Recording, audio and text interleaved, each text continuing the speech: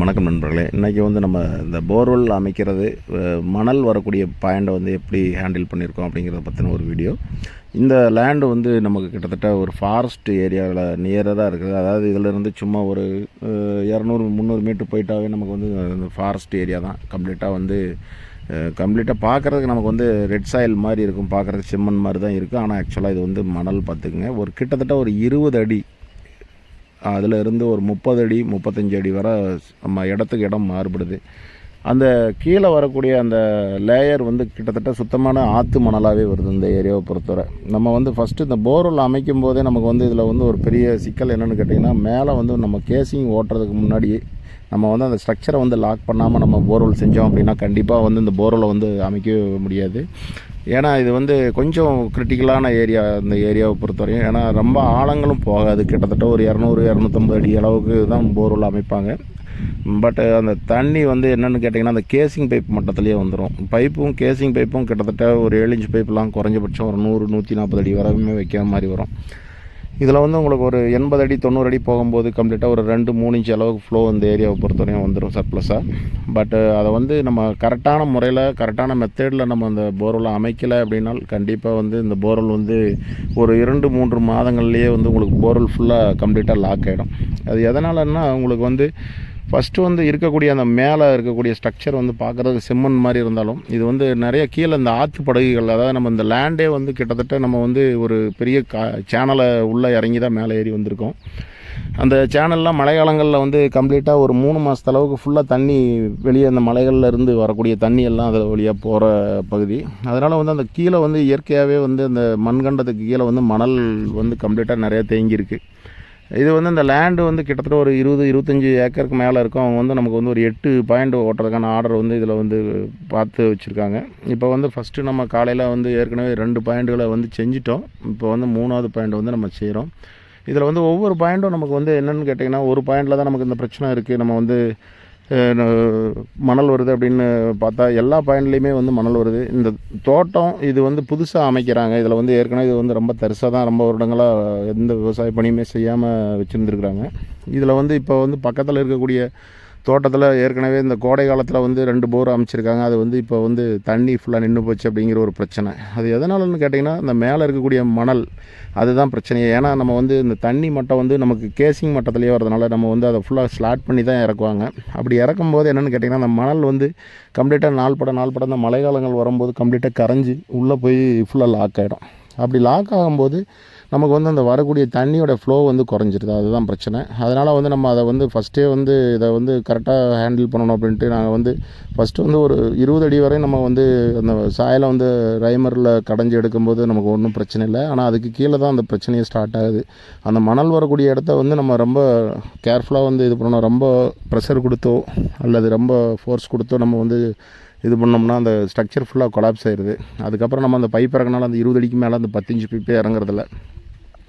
அதனால் இதை நாங்கள் காலையிலேயே அதை ஸ்டார்ட் பண்ணும்போதே ஒவ்வொரு பாயிண்ட்டுக்குமே அந்த மணல் வரும்போது நம்ம கொஞ்சம் ஒரு ப்ரெஷரை ஒரு அரை அளவுக்கு அரை ப்ரெஷர் மட்டும் வச்சு அதை நைஸாக செஞ்சு ஃபுல்லாக கம்ப்ளீட்டாக அந்த பைப் லாக் பண்ணியிருக்கோம். அது 10 இன்ச்சை ஒரு டைமில் லாக் பண்ண முடியறதில்ல.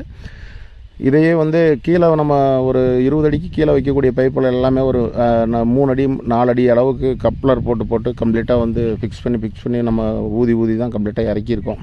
அது பார்க்குறதுக்கு நமக்கு நார்மலான சாயில் மாதிரி தான் இந்த ஏரியா இருக்குது. பட் இது ஃபுல்லாக கொலாப்ஸ். கீழே ஒரு 20 அடிக்கு கீழே ஃபுல்லாக கொலாப்ஸு. அதே மாதிரி பைப்பும் கிட்டத்தட்ட ஒரு 140 அடி 130 அடி குறையாமல் வருது. பாறையே அது வரையும் பாறையே கிடையாது. எல்லாமே இந்த சுண்ணாம்பு பாறை, இந்த ஒரு மாதிரி எல்லோ கலரில் இருக்கக்கூடிய ஒரு சாஃப்டான ராக் தான். கிட்டத்தட்ட ஒரு 80-90 அடிகள் போகும்போது இந்த ஏரியாவில் ஃபுல்லாக கம்ப்ளீட்டாக தண்ணி வந்துடுது. அப்படிங்கும்போது நமக்கு அந்த தண்ணி கேசிங் மட்டத்துலேயே வரதுனால நம்ம அந்த கேசிங் பைப்பை ஃபஸ்ட்டு நம்ம வைக்க முடியறதில்ல. ஏன்னா அந்த போர்வெலும் டெப்த் அதிகம் ஓட்டுறதில்ல. ஒரு 250-300 அடி அதிகபட்சம் ஓட்டியிருக்காங்க அந்த இடங்கள்லாம். நம்ம இன்றைக்கி இது பண்ணியிருக்க பாயிண்ட்டுகள் எல்லாமே ஒரு 250 அடி ஓட்ட சொல்லி நமக்கு சொல்லியிருக்காங்க. இதில் ஃபஸ்ட்டு நாங்கள் காலையில் ஓட்டின 2 போர்வெலுமே 260 அடி 260 அடியோடு நிப்பாட்டிட்டோம். அதுவுமே பைப்பு அந்த கேசிங் லெவல்லையே தண்ணி வந்ததுனால நம்ம அந்த கேசிங் ஃபஸ்ட்டே நம்ம வச்சு போர்வெல் அமைக்கலை. அந்த போர்வெல்லாம் முடிச்சுட்டு லாஸ்ட்டாக கம்ப்ளீட்டாக சேண்ட் ஃபில்டர் கம்ப்ளீட்டாக கிட்டத்தட்ட 4 பைப்புகளுக்கு போட்டு தான் நம்ம இறக்கியிருக்கோம். இருந்த போதிலும் இது வந்து இந்த மழை காலங்களில் கண்டிப்பாக இந்த மாதிரி பொருளில் கொஞ்சம் லைட்டாக கீழே உள்ள பகுதிகள் மூட தான் செய்யும். ஏன்னா அந்த ஃபில்ட்ரு வழியாக சின்ன சின்ன குறுமணல் அந்த இது தண்ணியில் வரக்கூடியது டஸ்ட்டெல்லாம் கொஞ்சம் இறங்க தான் செய்யும். அதனால் வந்து நம்ம முடிஞ்ச அளவுக்கு அதை வந்து அவாய்ட் பண்ணுற அளவுக்கு அந்த ஹார்ட்னஸ் உள்ள ஸ்ட்ரக்சர் வரையுமே வந்து நம்ம கேசிங் பைப்பை வந்து 7 இன்ச் வந்து வச்சு லாக் பண்ணியிருக்கோம். இதில் இன்னொரு பிரச்சனை என்னென்னா, இந்த இடமெல்லாம் பார்க்கும்போது நிறையா பேருக்கு இது வந்து என்ன போர்வெல் ஓட்டுறீங்க, நார்மலான உள்ள இடம் தானே, இதில் வந்து ஏன் 10 இன்ச் வச்சு ஓட்டுறீங்க அப்படிங்கிற மாதிரி சந்தேகம். அது காலையில் சைட்லேயுமே இருந்தவங்களுக்குமே அந்த சந்தேகங்கள் இருந்தது. காரணம் அதனுடைய விஷமம் என்னென்னு அவங்களுக்கு வந்து ஃபஸ்ட்டு புரியாது. ஏன்னு கேட்டிங்கன்னா, அவங்களுக்கு நார்மலாக இருக்கிற சாயில் தானே, இதில் வந்து 7 இன்ச் பைப்பையே வச்சு ஓட்டிக்கலாம்ல அப்படின்னு சொல்லிட்டு. ஏன்னா நம்ம அந்த 7 இன்ச் பைப்பு மட்டத்துலேயே தண்ணீர் வர்றதுனால நம்ம வந்து அதை கம்ப்ளீட்டாக வந்து அடப்படாமல் இருக்கிறதுக்கு என்ன மெத்தட்னா, நம்ம ஃபஸ்ட்டு மேலே இருக்கக்கூடிய ரொம்ப சாஃப்டாக இருக்கக்கூடிய மணல் பகுதி பூரா வந்து அரெஸ்ட் பண்ணிடணும். அப்படி அரெஸ்ட் பண்ணால் மட்டும்தான் நம்மளை வந்து கீழே ட்ரில்லிங் பண்ணுற அளவுக்கு ஒரு வாய்ப்பு ஏற்படும். இல்லைன்னா கண்டிப்பாக அது வந்து நம்ம ட்ரில் பண்ணவே விடாது. அதனால் வந்து நம்ம ஃபஸ்ட்டு வந்து கம்ப்ளீட்டாக அந்த இதை வந்து ஸ்ட்ரக்சரை ஃபுல்லாக லாக் பண்ணிவிட்டு, அதுக்கப்புறம் வந்து ஒவ்வொரு போர்வலையும் ஒரு 200 அடி 250 அடி ஓட்டிட்டு, அதுக்கப்புறம் லாஸ்ட்டாக தான் வந்து நம்ம வந்து பைப்பை வந்து 7 இன்ச் பைப்பு வந்து ஐஎஸ்ஐ ப்ராடக்ட்டு, அது 6 kg அளவுக்கு நல்லா கனமான பைப் தான் வச்சுருக்கோம். இது ஒவ்வொரு போர்வெல்லையுமே வந்து இந்த பிரச்சனைகள் வந்து எதனால் வருது அப்படின்னா, இதை வந்து ஃபஸ்ட்டு ஆரம்பத்தில் வந்து நிறையா பேர் வந்து இந்த கோடை காலங்களில் ஓட்டும்போது இந்த மாதிரி இடங்கள்லையுமே வந்து உங்களுக்கு இந்த மணல்லாம் வந்து பெருசாக சரிஞ்சு ஒரு பிரச்சனையை கொடுக்காது.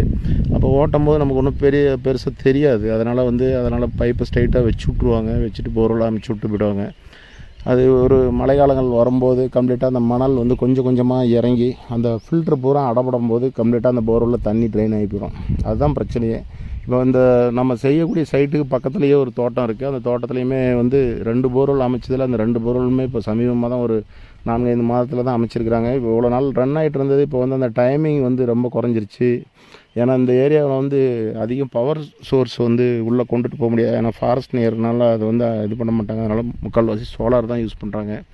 அப்படிங்கும்போது நம்ம செய்யக்கூடிய வேலையை வந்து தெளிவாக செய்யலை அப்படின்னா கண்டிப்பாக வந்து அதை மோட்டர் ரன் பண்ண முடியாதுங்கிறது எங்களுக்கும் தெரியும். அதனால் வந்து ஒவ்வொரு போர்வெல்லையும் வந்து அந்த விஷயங்கள்லாம் தெளிவாக உங்கள்கிட்ட சொல்லிவிட்டு அதை வந்து ஃபில்ட்ரு பண்ணி நம்ம லாஸ்ட்டாக வந்து அதை இறக்கி லாக் பண்ணி கொடுத்துருக்கோம். ஏன்னா இந்த மாதிரி போர்வெல் வந்து ஆழங்கள் குறைவாக இருந்தாலும் செலவுகளை வந்து அதிகமாக வர்றதுக்கு காரணமே இந்த பைப்பு தான். நம்ம வந்து அதை தவிர்க்க முடியாது. ஏன்னா அதை வந்து சரிவர நம்ம செய்யலை அப்படின்னா கண்டிப்பாக அந்த போர்வெலுடைய ஸ்டெபிலிட்டி வந்து கண்டிப்பாக குறைஞ்சிட்டே வரும், நாளுக்கு நாள் குறைஞ்சிட்டே வந்துடும்.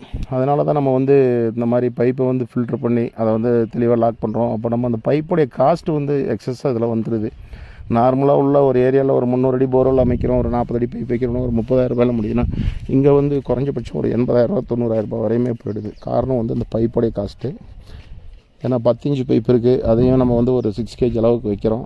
ப்ளஸ் அதே மாதிரி உள்ளே இறக்கக்கூடிய 7 இன்ச் பைப்புமே வந்து ஒரு 6 kg அளவுக்கு நமக்கு இறக்கும்போது கண்டிப்பாக அந்த காஸ்ட் வைஸில் அதிகமாக தான் இருக்கும். அதனால் வந்து நம்ம செய்யக்கூடிய எல்லா போர்வெலுமே வந்து கரெக்டாக நம்ம இந்த இதெல்லாம் வந்து விஷயத்தை கவனித்து செஞ்சால் மட்டும்தான் அந்த போர்வெல் வந்து சக்ஸஸாக இருக்கும். அது வந்து போர்வெல் மெஷின் வச்சுருக்கவங்களுக்கு கண்டிப்பாக தெரியும், அதில் உள்ள பிரச்சனைகள் என்னங்கிறது தெளிவாக தெரியும். அதை சில நேரங்களில் சொன்னால் எல்லோரும் ஏற்றுக்குவாங்க, சில நேரங்களில் ஏற்றுக்கிறல. ஏன்னா செலவு இவ்வளோ போகுதுங்கும்போது இவ்வளோ வேண்டாம் அப்படிங்கிற மாதிரி எதிர்பார்ப்பாங்க.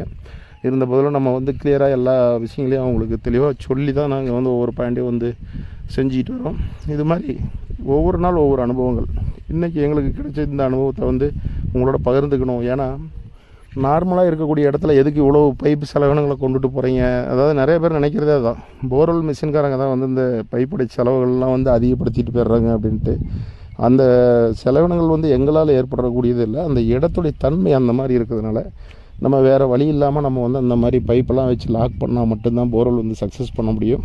அந்த போர்வெலும் ரொம்ப நாளைக்கு வரும். அதே மாதிரி இந்த சோலாரில் ரன் பண்ணக்கூடிய மோட்டர்லாம் வந்து ஒரு சின்ன டஸ்ட்டு உள்ளே போய் நின்றுனா கூட அந்த மோட்டரை வந்து ரன் பண்ண முடியாது. ஏன்னா எலக்ட்ரிக் பவரில் ஓடுற மோட்டருக்கும் சோலாரில் ஓடுறதுக்கு நிறைய வித்தியாசங்கள் இருக்குது. அதனால் வந்து நம்ம இந்த வேலையெல்லாம் செஞ்சு தெளிவாக நம்ம செய்யும்போது தான் நமக்கு வந்து இந்த போர்வெல் வந்து பிரச்சனை இல்லாமல் இருக்கும், லாங் லைஃப் வரும். அதனால் வந்து இந்த வீடியோ வந்து அப்லோட் பண்ணியிருக்கோம் நண்பர்களே. மீண்டும் அடுத்த ஒரு வீடியோவில் நல்ல ஒரு தகவலோடு மீண்டும் உங்களை சந்திக்கிறேன். நன்றி, வணக்கம்.